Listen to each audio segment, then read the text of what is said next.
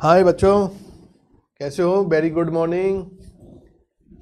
तो देखते ही पहचान गए होंगे कि सोनी सर आ गए। और सोनी सर आ गए तो कू साइंस एकेडमी के डिजिटल ऑनलाइन प्लेटफॉर्म पर फिर मैं आप लोगों का हार्दिक अभिनंदन करता हूं। और हम लोगों के लास्ट वीडियोस के अंदर आप लोगों ने देखा था कि बेटा टॉपिक जो चल रहा था वो जेनेटिक्स से रिलेटेड टॉपिक चल रहा था। और जेनेटिक्स के अंदर आनुवंशिकी जो आप लोगों के टॉपिक चल रहा था, उस आनुवंशिकी के अंदर हम लोगों ने जो टॉपिक डिस्कस किए थे वो किए थे बेटा, एक तो एकल संकर संकरण क्या होता है, मोनो हाइब्रिड हाइब्रिडाइजेशन या क्रॉस क्या है, और डाई हाइब्रिड हाइब्रिडाइजेशन द्विसंकर संकरण क्या है। किस प्रकार से एक जोड़ी विपर्यासी लक्षणों को आधार मान के जब हम लोग उनके लक्षणों की वंशागति का अध्ययन करते हैं तो किस तरह से वो करेक्टर जनरेशन टू जनरेशन जाते हैं। और जब हम लोग डाई हाइब्रिडाइजेशन की बात करें तो उसमें टू पेयर कॉन्ट्रास्टिंग करेक्टर, दो जोड़ी विपर्यासी लक्षणों को अपन लोगों ने आधार माना था ना। जब उनको आधार माना तो उसके आधार मानने के आफ्टर बेटा अपन लोगों ने देखा था कि किस प्रकार से उन दो जोड़ी विपर्यासी लक्षणों को आधार मानने पर उन लक्षणों की जनरेशन टू जनरेशन, एक पीढ़ी से दूसरी पीढ़ी के अंदर उन करेक्टर्स की या उन करेक्टर्स के जीन की इनहेरिटेंस होती है, वंशागति होती है। उसके आफ्टर हम लोगों ने उनके फिनोटाइपिक रेशो और जीनोटाइपिक रेशो, लक्षण प्रारूप अनुपात जो होता है और जीन प्रारूप अनुपात होता है, उसको भी कैलकुलेट किया था ना। तो यहां तक कोई प्रॉब्लम थी नहीं ना? तो जब यहां तक प्रॉब्लम नहीं थी तो आगे भी नहीं आने वाली। यदि आप लोग फोकस करते हुए चलोगे तो कोई प्रॉब्लम नहीं आएगी, और प्रॉब्लम आएगी तो उसके लिए मैं हूं ना। तो देखो बेटा, हम लोग आज बात उससे आगे की कंटिन्यूटी में करते हैं कि जब ग्रेगर जॉन मेंडल ने मोनोहाइब्रिड हाइब्रिडाइजेशन, एकल संकर संकरण और द्विसंकर संकरण, द्विसंकर संकरण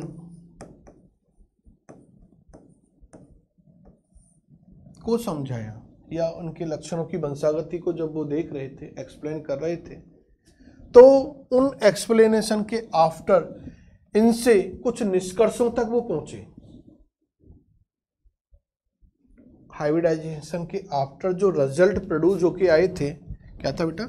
मेंडल जो था, उस मेंडल ने जब इन लक्षणों को आधार माना, चाहे वो एक जोड़ी विपर्यासी लक्षणों को आधार मान के एक्सपेरिमेंट करें, चाहे दो जोड़ी विपर्यासी को करें, कितने भी लक्षणों को आधार मान के करें, तो आधार मान के जब एक्सपेरिमेंट कर रहे थे तो उन एक्सपेरिमेंट के आफ्टर उनको कुछ रिजल्ट, कुछ परिणाम प्राप्त हुए,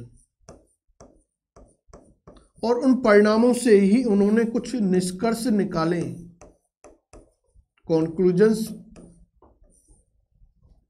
निकाले थे। और उन्हीं कॉन्क्लूजन्स से आगे चल के, क्योंकि ग्रेगर जॉन मेंडल की हम लोगों को याद है कि 6 जनवरी 1884 को वृक्कशोथ बीमारी के कारण, किडनी ब्लास्ट डिजीज के कारण डेथ हो गई। और डेथ होने के बाद हम लोगों ने देखा था कि 19 के अंदर, और कई जगह है 1901 के, इसके अंदर एक साइंटिस्ट आया था कार्ल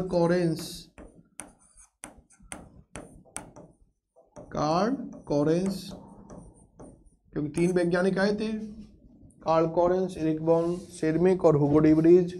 हुगो डी वृज कहाँ के निवासी थे, कहाँ के रहने वाले थे? बताया था ना, हॉलैंड। कार्ल कोरेंस कहाँ के थे? किसनी सर, जर्मनी के थे। कि एरिक वॉन शेरमिक कहाँ के हैं? कि ऑस्ट्रिया के हैं। तो ये भी याद रखने हैं क्योंकि ये क्वेश्चन आते हैं नीट में। और एक बार उनके लाइव प्लेस से एक साइंटिस्ट के बारे में भी नीट पूछ चुकी है, तो फिर उससे के बाद से हम लोगों को अवेयर रह के चलना है, जागरूक हो जाना है कि नहीं पूछा जा सकता है। तो कार्ल कोरेंस ने फिर इन निष्कर्षों से जो ग्रेगर जॉन मेंडल ने प्रोड्यूस किए थे, उनसे अपने कुछ लॉ, कुछ नियम दिए थे, और उन नियमों को कहा गया था वंशागति के नियम। वंशागति के नियम, लॉ ऑफ इनहेरिटेंस। तो जब वो मोनो हाइब्रिड हाइब्रिडाइजेशन की बात कर रहे थे एकल संकर संकरण की बात कर रहे थे। तो बेटा उस टाइम पर मोनोहाइब्रिड हाइब्रिडाइजेशन के आफ्टर जो रिजल्ट आए थे, उन रिजल्ट से ग्रेगर जॉन मेंडल 3 कंक्लूजन्स तक पहुंचे थे। फर्स्ट निष्कर्ष, पहला निष्कर्ष जो फर्स्ट कंक्लूजन निकाल के लाया वो ये था मेंडल कि एक जो लक्षण होता है बेटा, एक जो लक्षण होता है उस एक लक्षण के लिए जीव में एक जीन होता है। प्रत्येक लक्षण के लिए जीवधारी के अंदर एक जीन होता है। तो इसका मतलब कौन सा निष्कर्ष आया बेटा? एक लक्षण यानी एकल लक्षण और एकल जीन, यानी हर जीव के अंदर जो एक लक्षण है उस एक लक्षण को नियंत्रित करने के लिए, कंट्रोल करने के लिए एक जीन होता है। तो ये फर्स्ट कंक्लूजन आया। इसके बाद मोनोहाइब्रिड हाइब्रिडाइजेशन के आफ्टर वो सेकंड कंक्लूजन तक किस तक पहुंचा? परिणामों से एक निष्कर्ष निकल के आया था, वो क्या था? वो कंक्लूजन क्या था बेटा कि जब हम लोग वन पेयर के कॉन्ट्रास्टिंग कैरेक्टर को लेकर क्रॉस कराते हैं, एक जोड़ी विपर्यासी लक्षणों को लेकर जब हम लोग क्या कराते हैं, क्रॉस कराते हैं, तो क्रॉस कराने के बाद जब संतति प्राप्त होती है तो उस संतति के अंदर प्रभावी लक्षण के जो जीन है या जो प्रभावी लक्षण है वो अपने आप को क्या करते हैं, अभिव्यक्त करते हैं। वो लक्षण हम लोगों को प्रकट होते हुए दिखाई देते हैं। तो सेकंड कंक्लूजन क्या आया?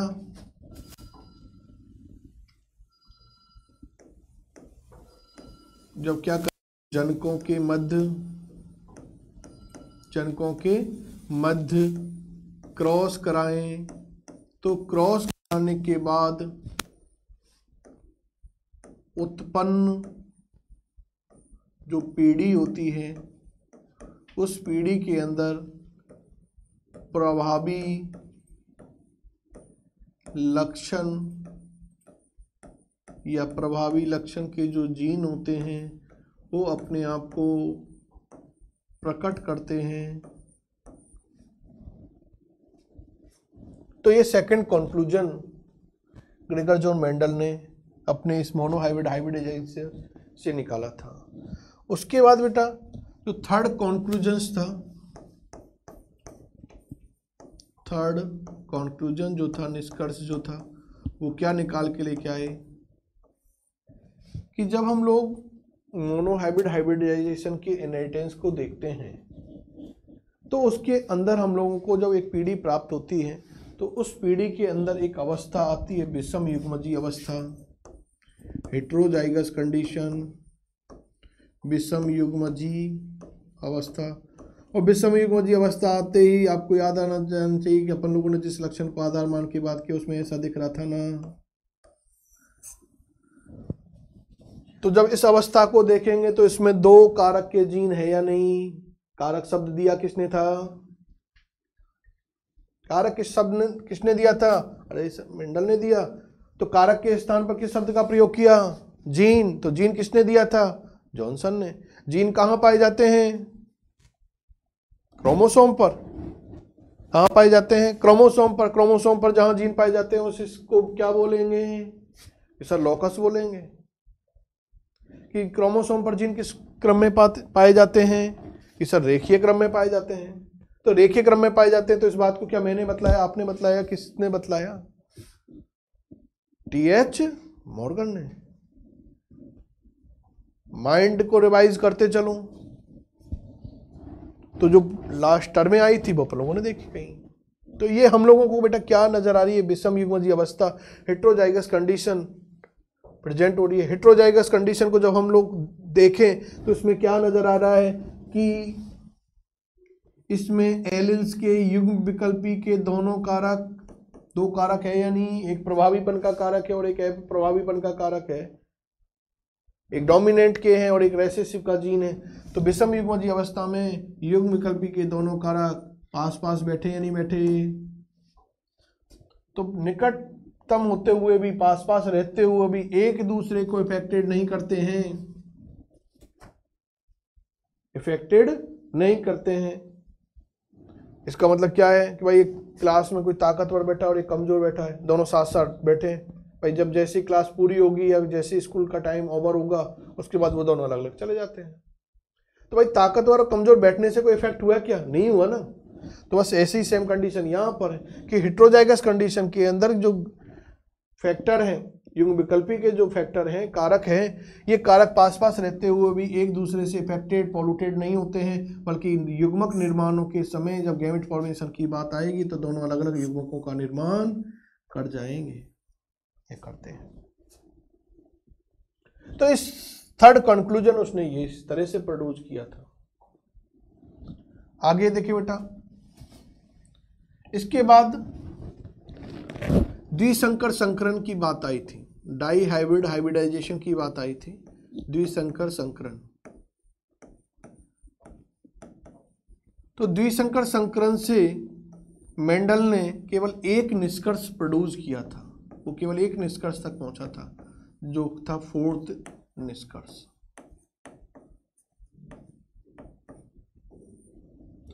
फोर्थ निष्कर्ष क्या था कि जब हम लोग दो जोड़ी विपर्यासी लक्षणों को आधार मान के क्रॉस कराते हैं तो उससे वो क्या रिजल्ट निकाल के ला रहा था, कंक्लूजन तक पहुंचा था कि जब दो विभिन्न गुणों के कारक, बेटा क्या है, दो विभिन्न गुणों के कारक, दो विभिन्न गुणों के कारक, दो भिन्न गुणों के कारक, कारक की बात आ रही है, इसका मतलब अरे सर जीन की बात आ रही है, जीन शब्द भी तो यूज कर सकते हैं ना। तो जब दो विभिन्न गुणों के कारक, विभिन्न गुण आ रहा है, गुण यानी लक्षण आ रहा है, जब दो लक्षणों की बात चल रही है इसका मतलब डाइहाइब्रिड की बात चल रही है ना। तो दो भिन्न गुणों के कारक जब युग्मक का निर्माण करते हैं, गैमेट का फॉर्मेशन करते हैं, तो युग्मक के निर्माण के समय या तो वो एक साथ जा सकते हैं या फिर वो पृथक पृथक युग्मकों का निर्माण कर सकते हैं। जब दो भिन्न गुणों के कारकों की बात करें तो उनसे जब गैमेट का फॉर्मेशन होता है बेटा, तो फिर ये क्या कह रहा है, क्या कंक्लूजन निकाल के आया है कि जब गैमेट का फॉर्मेशन होता है तो उस समय या तो एक ही प्रकार के युग्मक बन सकते हैं या दो भिन्न भिन्न प्रकार के युग्मक बन सकते हैं, या दो कारक हैं वो एक साथ जा सकते हैं या पृथक पृथक जा सकते हैं। इसका मतलब ये एक कंसेप्ट निकल के आ रही है, मेरी मर्जी, जाए तो साथ साथ जाए, जाए तो अलग अलग जाए, तो वही तो बात आ रही है, जाए तो एक साथ चले जाए, जाए तो अलग अलग चले जाए।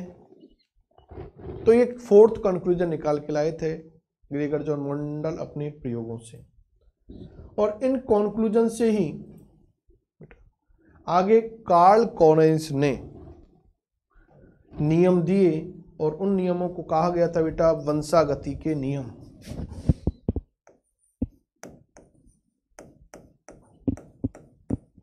वंशागति के नियम, लॉ ऑफ इनहेरिटेंस। तो लॉज ऑफ इनहेरिटेंस जो दिए थे वो किसने दिए बेटा? कार्ल कोरेंस ने।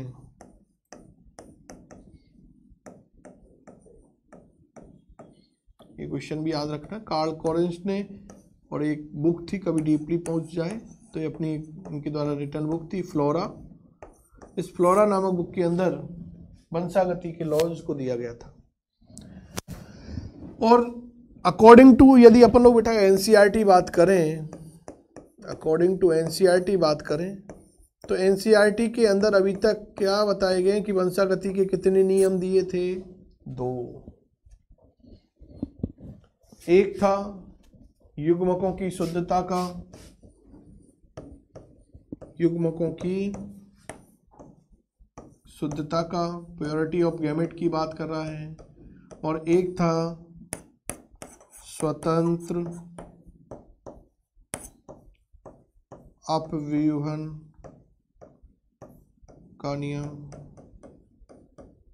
जो कि मेरी मर्जी पर आधारित था, और मेरी नहीं आपके पे भी आधारित था, जैसा आप बोलोगे तो उसके अनुसार था। तो स्वतंत्र अपव्यूहन का नियम था। लेकिन रियलिटी में यदि अपन लोग बेटा बात करें तो वंशागति के इन निष्कर्षों से 4 नियम आए थे, प्रत्येक निष्कर्ष से एक नियम दे दिया गया था। तो पहला जो नियम बन के आया था वो था पहले निष्कर्ष से, फर्स्ट कंक्लूजन से क्या आया था कि पहला निष्कर्ष क्या था, तो ये प्रथम नियम बन के आ जाएगा। पहला निष्कर्ष अपन लोगों ने क्या देखा था कि सर उसमें ये कह रहे थे आप कि एक लक्षण के लिए एक जीन होता है, तो बस उसी से एक नियम दे दिया गया, जिस नियम को कह दिया गया इकाई लक्षण का नियम, यूनिट कैरेक्टर लॉ, कि जीव के अंदर, प्रत्येक जीवधारी के अंदर एक लक्षण के लिए एक जीन पाया जाता है, एक लक्षण को एक जीन नियंत्रित करता है। वंशागति का जो दूसरा नियम दूसरे निष्कर्ष से आया, यानी द्वितीय नियम, और वो द्वितीय नियम था प्रभाविता का नियम।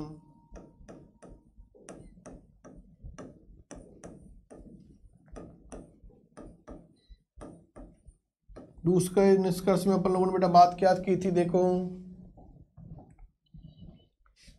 कि जब दो जनकों के मध्य में क्रॉस कराएंगे तो जनकों के मध्य में क्रॉस कराने पर जो पीढ़ी आएगी उस पीढ़ी में प्रभावी लक्षण के जीन ही अपने आप को क्या करेंगे, प्रकट करेंगे, यानी ताकतवर की बात चल रही है ना। तो उसी से बेटा फिर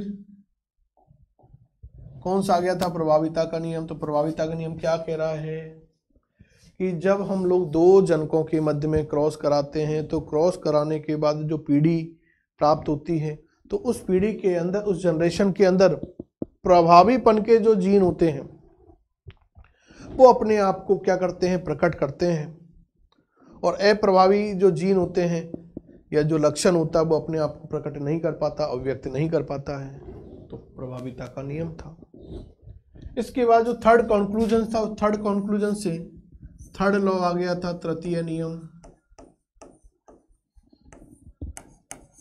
और थर्ड लॉ में बात क्या चल रही है, उसमें अपन लोगों ने बात क्या की थी, वो थी कि विषम युग्मजीय अवस्था थी, तो उससे एक नियम आया था युग्मकों की शुद्धता का नियम। भाई कोई मिलावट नहीं है, शुद्ध है। अथवा इसी को दूसरा नाम दिया गया था पृथक्करण का नियम।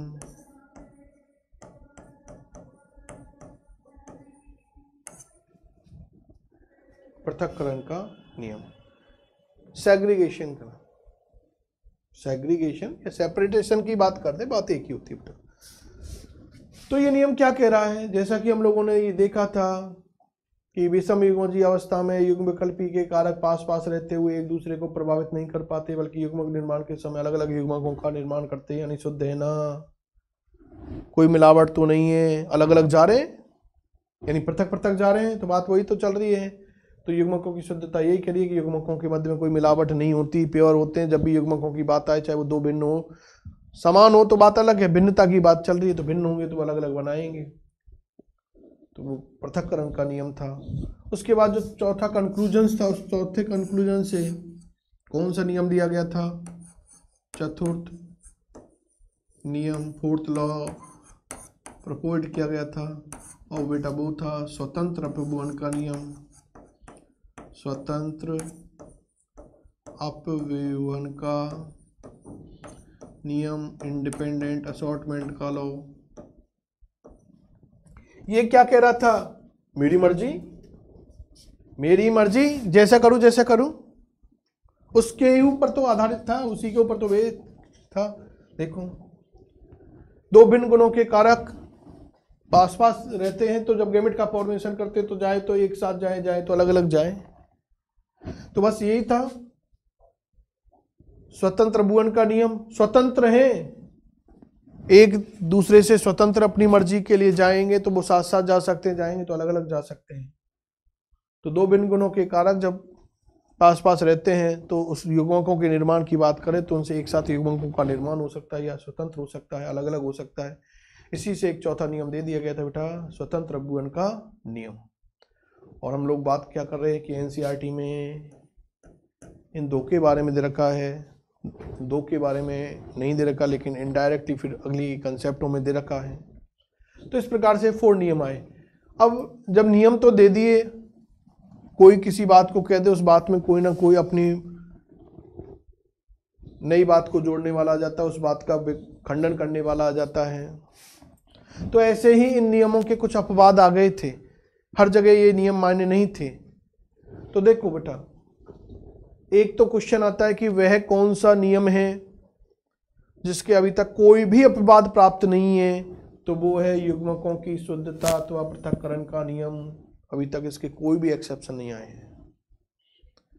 हर वैज्ञानिक अभी तक हर घटनाओं के अंदर इस बात को मानता है कि जब भी युग्मकों का निर्माण होता है वो एक दूसरे से स्वतंत्र होता है, अलग अलग होता है, उनको वो एक युग्मक कभी प्रभावित नहीं करते। एक जो युग्मक या एक कारक का जीन है वो दूसरे कारक के जीन को कभी प्रभावित नहीं करता है।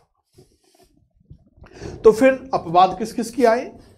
तो एक अपवाद आए प्रभाविता के नियम का, और फिर अपवाद आए स्वतंत्र अपगुणन के नियम के। तो प्रभाविता के नियम के जो अपवाद आए थे वो तो आ गए थे। एक तो आया था अपूर्ण प्रभाविता के रूप में, अपूर्ण प्रभाविता के रूप में,